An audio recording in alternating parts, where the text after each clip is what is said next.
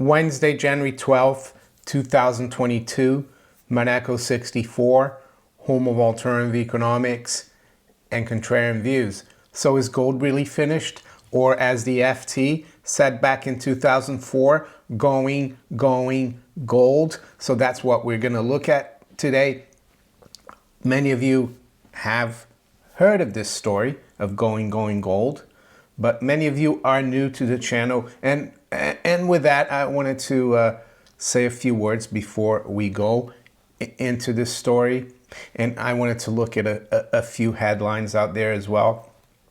Well, first of all, I'd like to thank all the subscribers, all the viewers, especially the ones who have been with the channel for a long time, for their support, not just participating in the community, commenting, participating in the live stream on Sunday nights, London time.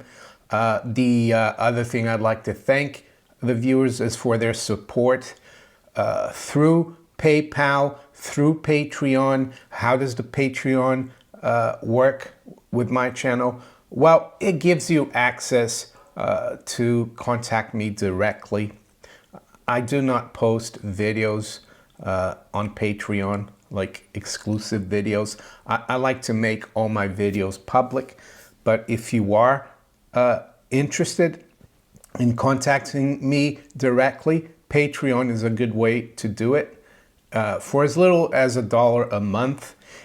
And the other thing I would say, everything I talk about here is my opinion and what I think. And many of you over the years have asked, where can we buy gold and silver? Not because I'm pushing you to do it, because you've decided that it's what you want to do. So in the description of all my videos as well, there's the details for PayPal, Patreon, but also to a couple of ways of acquiring physical gold. And there's also a way of acquiring physical gold indirectly through the Glint card. I tell people to do their homework, but if they're interested, gold investments, they're probably one of the oldest bullion dealers in the city of London. I've been doing business with the family since 2002, and you can use my promo code Monaco64, and they'll give you a small discount, and they'll match any other dealer online in the UK. If you tell them the price, they will match it, and they won't sell you stuff that they don't have. So if you do buy gold or silver from them, you should get it within a day, 2 at the most, depending, of course, unfortunately, how the post office, the Royal Mail, is doing these days because of all the craziness about this pandemic, I would say. So I wanted to say that. Now let's quickly look at some of the headlines. I was thinking today, well, leopards don't don't change their spots. So am I surprised that the bankers are using coercion, which, by the way, is a crime under common law? Because under common law, the most important, really, defense that we as individuals have is the right to remain silent. And yes, if they try to coerce you into speaking out as well, that's a crime. And your private affairs, especially health, is, private. And you shouldn't have to tell anyone except your doctor and lawyer. That's the only people really you should be able to talk about. And those two individuals are supposed to keep that private and secret. But I see that, and it doesn't surprise me, of course. I saw Mike from Rethinking the Dollar. He put this out, and it says, and it's a tweet from CBS News. I guess that was yesterday or earlier today. It says, JP Morgan Chase's Jamie Dimon says bank won't pay its unvaccinated workers. So there you go. That's coercion. Your employer should not really ask that question of you, whether you do have that medical procedure, I would say. But as I said, it's not surprising because the bankers are the main drivers behind the whole thing. This is more than just something about health, I would say. What else is out there that I thought was interesting? Oh yeah, we're seeing the central bankers again blaming other people and other things for what they create. And what is that? They create inflation along with governments. They're the ones responsible for it. I saw, though, yesterday that a Fed official or Fed president, I think she's the Cleveland Fed president. I could be wrong, but anyway, that's not the point. I saw on Twitter again, Fed's Mester, and this is what she said. It is clear to her that inflation is too high and the labor market is strong and the Fed needs to take action. So what's wrong with that comment? Well, she's implying basically that people working leads to inflation, and that's just such a fallacy. And it's a Keynesian fallacy, of course, because if you think about it, if people are really working in productive jobs and creating products, how can that create inflation? Unless, of course, they're non-jobs financed by the government, which is really the fault of the government, but not the fault of workers. And I tweeted this out, and I put a little chart of the labor force participation rate. And as you can see here, it's just below 62%, and it's the lowest labor force participation rate since around 1977, so 45 years. And this Fed official is saying that it's workers that are pushing up price pressures. So another fallacy, don't fall for it. They're trying to detract attention from themselves because they're the ones to blame for inflation. So back to the FT, going gold. So the story goes that, and I felt so outraged when I read this editorial back in 2004 that I cut it off and I laminated to keep it, hopefully for posterity. And back in 2004, of course, I was still working in the city of London. Yes, I started out in the banking sector, but I saw that the system was corrupt, that the monetary system was not fit for purpose. I started looking into that back in around the late 90s, early 2000s. And the first time I bought some gold was 2002. And when you buy gold for the first time, it pushes you into looking into it, at least for me. And by 2004, I was pretty much thinking the same way I do today about the system. I knew that there was a problem, that the monetary banking system was, as I said, fragile and basically fraudulent because it wasn't real money. So usually when I worked in the city, I used to get up very early. I used to take out Billy, the other Billy before him, for a walk around 5:30 after I'd gotten dressed and ready for work. He always liked his walk, Billy the first. And then I'd have, bring him back and then walk to the station. The station wasn't far away. And I used to buy the FT. And at that time, the FT was under £1. And I used to like turning to the editorial page. And I saw this, going gold. And I was like quite surprised and started reading it on the platform while I was waiting for the train. And at the time, of course, I could sense that there's a force already trying to always like tamp down on the gold price because being in the markets, you're always watching things. I didn't trade gold for clients or anything. I just had it, but I could see the price and what it did every day on Comex and whatever, right? So I saw this, and I think it's appropriate because we're seeing, again, people like the FT or publications like the FT come out and say, oh, is gold finished? We got cryptocurrencies, Bitcoin, gold hasn't done well throughout 2021, even when inflation's been rising.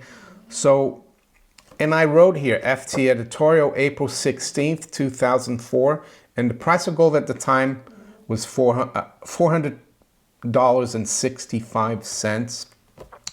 And in pounds, it was probably around 230 pounds, 220 or thereabouts. Right now, of course, we are over 1,300 pounds. We're over $1,800. We've been to almost 2,100. But I can see how that put off a lot of people, this editorial, especially people who think the FT is a respectable publication. Well, they're just an arm of the globalists, of people like Jamie Dimon, of people like Stephen Schwartzman of Blackstone, of people like BlackRock, what's his name? I forgot now. Of people, they're a mouthpiece for the globalists, like the World Economic Forum. Martin Wolf, of course, is an uber globalist who writes for the FT. They didn't put the name of the person who wrote this, but I would probably suspect it could have been Martin Wolf, who knows. But let's go through this and see whether maybe at the time it was easier to try to convince the public that, as they say here, the pointlessness of holding bullion continues to sink in, right? So let's go through this editorial, and I leave it up to you to decide whether it's pointless to hold gold or silver for that matter as well. Let's not forget silver. So the barbarous relic, as Keynes called it, is crumbling to dust. So that's why the Chinese and Russians and all the other countries are buying so much of it, right? When even the venerable N.M. Rothschild has quit the gold market, and the Bank of France, among the most stubborn of the official gold bugs, is thinking again about its bullion holdings, the end of gold as an investment has come a little closer. It will not be before time. The fetishization of shiny yellow metal decades after it ceased to be used as the anchor of the international currency system is a lingering anomaly in modern financial markets. You see, they don't want you to have physical gold. That's why they bring out these fake gold, like ETFs and things like that. That's why the only way to own gold is physical. Yes, you can invest in the mining sector, companies that mine for gold and silver. That's different. Perhaps Rothschild's last service to the bullion market could be to keep a live gold trader on display behind glass as a reminder of a bygone age, like the former coal miners who now make a living giving tours of defunct pits. The one advantage of gold as a reserve asset is that, unlike assets based on fiat money, governments cannot make it worthless by inflating it away. Well, that's what governments and central banks, they actually admit that it's governments and central banks that inflate it away, right? Not workers or commodity prices. Commodity prices go up because of the inflation. But in an era of low inflation, and given that independent inflation targeting central banks are the norm across the industrialized world, that risk has very sharply diminished. Well, that's all gone out the window. Gold is still here, but this kind of system that they're saying was there and that would make sure gold would be pointless, that's completely gone away. That's my opinion. Indeed, for both private and official investors, gold is now a rather risky asset with a nil or low return. Well, a nil return these days is better than -5% real yield for treasuries, right? Today we got the CPI. It's expected to come out at 7%, the December CPI number in the US. So minus 1.7 for the 10-year yield. That's minus 5.3. So there you go. And you can look at Germany as well. You've got the 10-year yield just under 0, and their CPI is just over 5%. The intrinsic value of gold, determined by its use in various industrial processes, is well below its market price. Gold does not grow, so its value to any one investor as an asset is dependent on other investors also holding it as an investment asset. The gold price hangs precariously by its own bootstraps. Did it put me off having gold? No, because I knew this was just a ridiculous editorial trying to really denigrate gold. And I'm sure, though, a lot of people who maybe had some gold or started thinking about buying gold and didn't know as much as I knew from reading history of the monetary system, of gold, of money, they probably would have been put off because you're reading the FT, right? The Financial Times of London, that venerable financial publication, right? So let's continue. For private investors to hold gold on this basis is their own foolish affair. For central banks and governments to hold it as a reserve asset is a betrayal of the public on whose behalf they are acting. I guess like Gordon Brown, who sold half of this country's gold at $250 an ounce, right? Despite recent sell-offs, governments and central banks still hold about a fifth of the world's bullion. I think it's about 17% now. There are some people who think China and Russia hold a lot more gold than they let us know, and they're probably right, but we're going with the official figures here. Their large holdings relative to the size of the market by themselves make gold particularly ineffective as a reserve asset. The very act of official selling of bullion on any very large scale to raise cash will itself drive down the price. This danger was amply demonstrated by the UK's unhappy experience to trying to sell some of its gold holdings. Announced in 1999 in a sensibly open and transparent fashion, the sales sparked such a fall in the global bullion price that a group of central banks signed a concord limiting such sales. Well, the problem with this announcement was that they pre-announced the sale. That was Gordon Brown, and in advance. So what is the market going to do if you pre-announce a big sale like that? Well, they're going to front run you. And is Gordon Brown that stupid? Maybe, but there's a lot of rumors that at the time, the gold price was spiking quite sharply, and some bullion banks, specifically Goldman Sachs, were in trouble, and they pre-announced this to drive the price lower so they could cover their shorts. But of course, the FT is not going to say that. Anyway, let's keep going. That has recently been superseded by a new agreement providing for limited official sales. So here we go. This is the conclusion, of course, now. Given the pointlessness of holding gold, the speed of its official sell-off scarcely matters unless leaching the gold into the market bit by bit somehow maximizes the return to the public purse by limiting the impact on the price. That would imply some irrationality on the part of the market. But then holding gold is irrational in the first place. Perhaps the central banks are right to go slowly. Whatever the speed, the direction is clear. Gold is on its way out as an investment and a reserve asset. 3 cheers for that.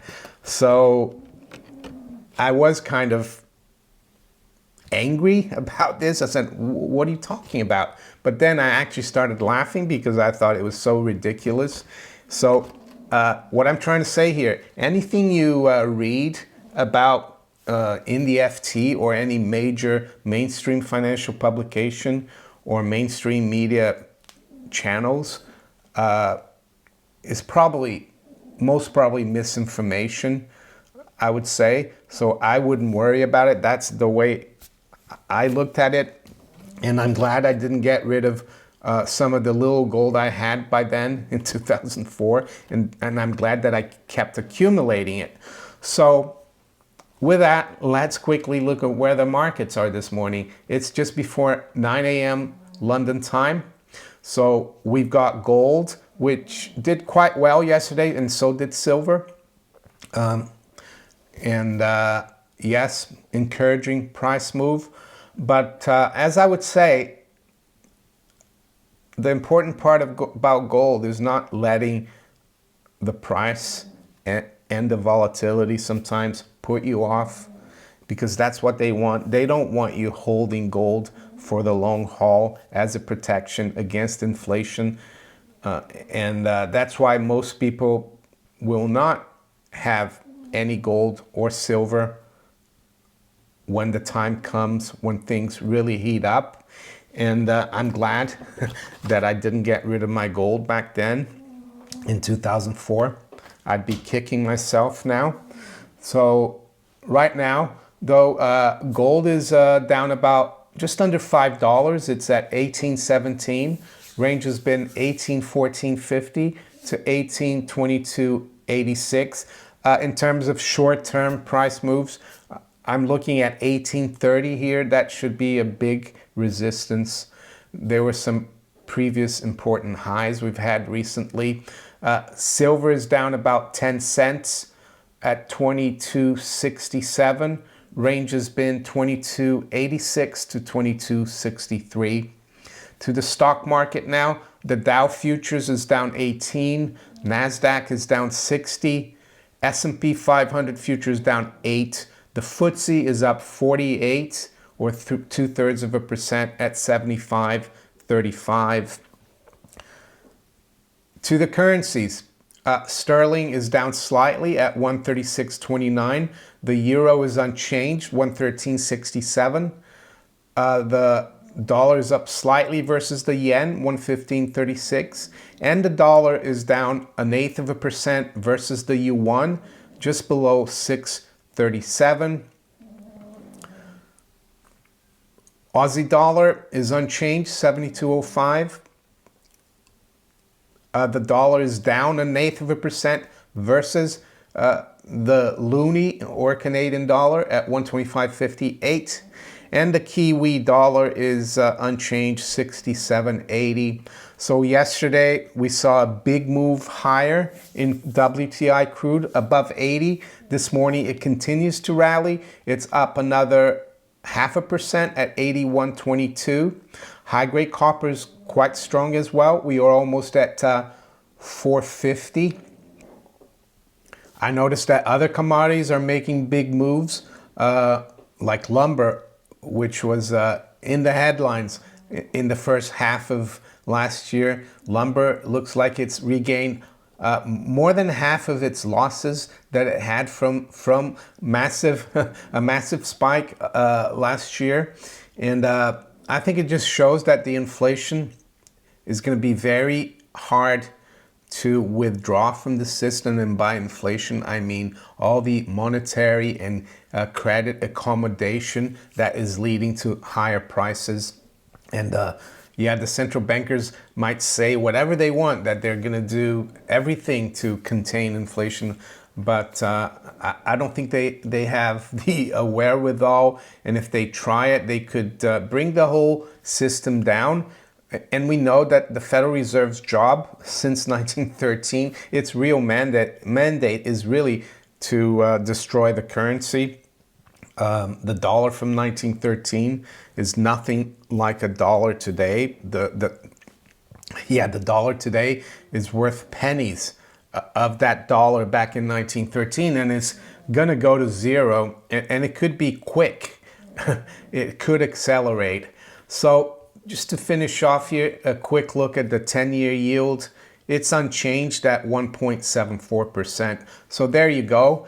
If you enjoyed this video, make sure you hit the like button. Please share it far and wide. Think about subscribing to my channel if you haven't yet, and make sure you hit that little notification bell to be notified of all my new videos.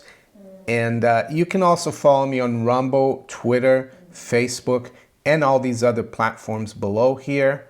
I wish you all a great day. Take care. Bye.